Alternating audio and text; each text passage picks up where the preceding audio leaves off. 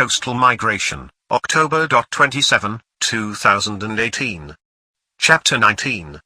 The cobalt migration is the 150-year future story, from 1945 to 2092. AD Common Era, a science fiction adventure in clip video narrative, from authors Julian Phillips and Tom Leong. Please enjoy the entire 3-hour thread on YouTube, and also here on Facebook. Our tale so far, following a young woman born on Pluto, a resident of a base on planet Mars, slowly coming to realize about her origins and family history back home on Earth. Starting with an alien abduction case just before the atom bombs dropped on Hiroshima and Nagasaki at the end of World War II. Married to a significant military Air Force intelligence commander, we take a peek at a global powers conspiracy to colonize human life on nearby planets other than Earth, taking shape, life after life. Birth upon birth, into the dark abyss of space. Roger, Mission Control, this is Mission Control to launch vehicle. The Cobalt Migration. Chapter 19. The pilot Charles Lincoln spoke. The room light was dim, a cold blue. Where they were, he and a woman. They're on Earth's moon, at the Earth star base, the year being 60 or 80 Earth orbits previous to the birth of a female human child, who would be their granddaughter, child by then of their own son, called Adam, who when grown would call the girl child Bariska, born of he and the woman he had then taken.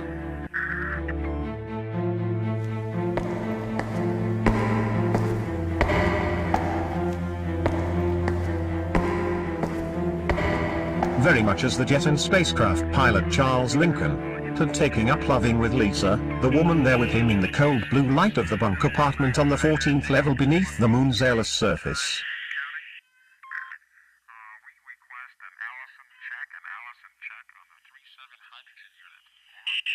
Suitable to the mood between the lovers, a dim light, hardly even a light at all. Moray of glowing ice cube circle for other uses as well as to be seen by. The room was the same as the two within. Charles and Lisa desired each other. So Charles Lincoln loved Lynn of Lickentadin, who was a property by that name, but not by her legal and true name, which was Lisa Hayes.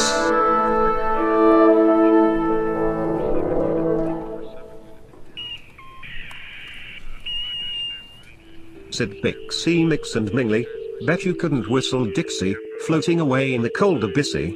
Lisa joked with him.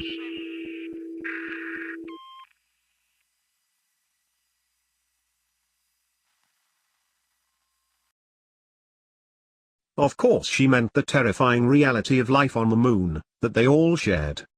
No air. The abyss. Space. No air. So how then is love even possible? She thought, and then she knew. Love was not possible. So it must be a miracle.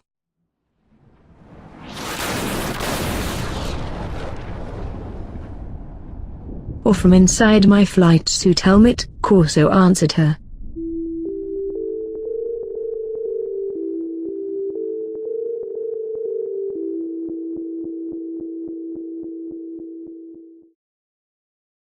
Of course, on the other hand, I've seen 3 astronauts singing Moon River in perfect harmony. Fully outfitted for work on the surface. So anything is possible, I guess. Lisa turned aside from her back up against the bunk they occupied in mutual togetherness.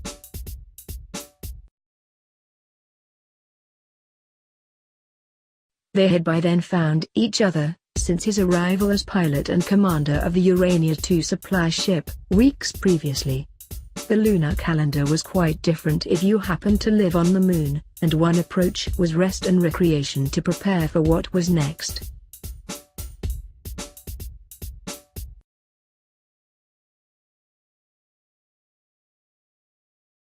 Additionally, Corso's crew was expected to continue training for other missions, while they're at Earthstar. The moon bases were uniquely equipped for some of the training required for some of the special missions, yet to come. and the so-called Black Operations Jack and the giant Air Force plan to provide for the future of local planetary space travel was in full swing.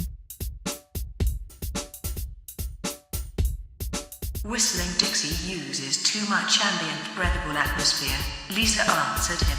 Does not matter. Quartet, trio, choir, duet. Too much air per hour.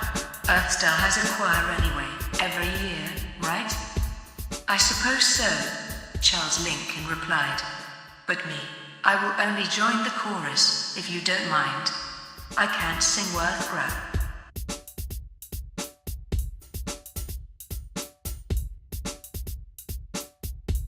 Their love-making reached a plateau where the in-between was so much more. Even in 1/3 gravity, there was a heaviness to the mood. Work in space was often like that. If a truck driver on a long-haul run found himself a dream of happiness to sustain him in some mishap, a flat tire by comparison with space travel was instant or almost instant death. Because when a truck driver needs air for a flat tire, there is no question. Plenty of air. Air enough for everyone. Yet, for Charles and Lisa, only a few airlock gateways from where they rested together, the dead cold airless abyss would draw away the life of the place faster than anyone could climb into a spacesuit, until only an airless tomb was left there.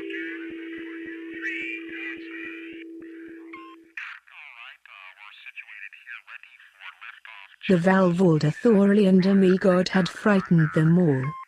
He was apparently exporting forbidden animal life substance from Earth to a distant galaxy.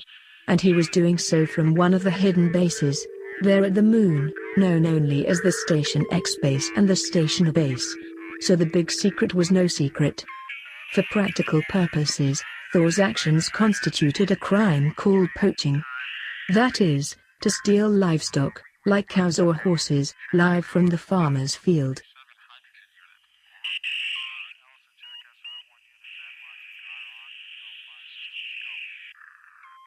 The fallout and implications they feared was similar treatment of human beings such as himself or his lover Lisa Hayes. And if not they themselves, then their DNA, like animal breeding, and they or others could find themselves unhappily transported to other realms, and even other universes. And this of course was totally unacceptable. Lisa grumbled. "Oh, you will do just fine, Space Boy. I am sure you sing like an angel. Or, you know, a stuck pig anyway. But look, I am on call by 32 hours.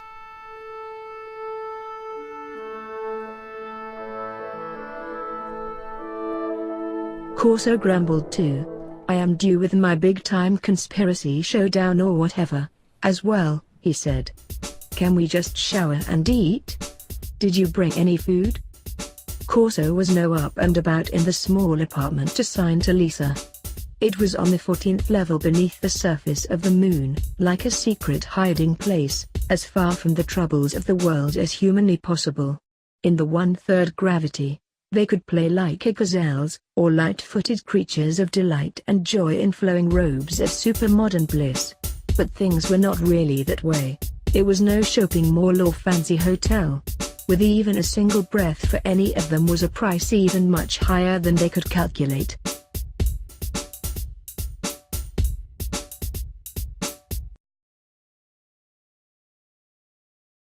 Especially regarding their survival. This was because their intersection with eternity would include their child, Adam, and then Adam's very unexpected daughter Bariska. And Bariska was by then in the future, 2 generations ahead. Then, as their loving continued, but not then.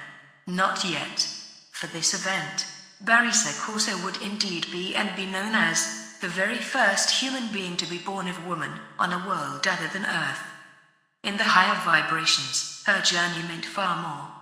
And Valdor was not ignorant of this. Those baby steps would become a doorway for the human population of planets nearby Earth. And that endeavor might easily occupy the imagination and effort of the human species for 1,000 years, and also help replenish Earth's natural resources. So what's not to like? Corso would ask himself. Lisa smiled. Back home on Earth, I can still recall the California coast, up above Big Sur. Big Sur? Yes sir, very, very big. One year we drove the entire route, with my loved one. It was beyond perfect. Highway 1. Perfect. Just like you. Oh well, orders are orders. Are we falling in love, Commander Corso? Here, now, on the Earth's moon? What? Oh no, hell no, no.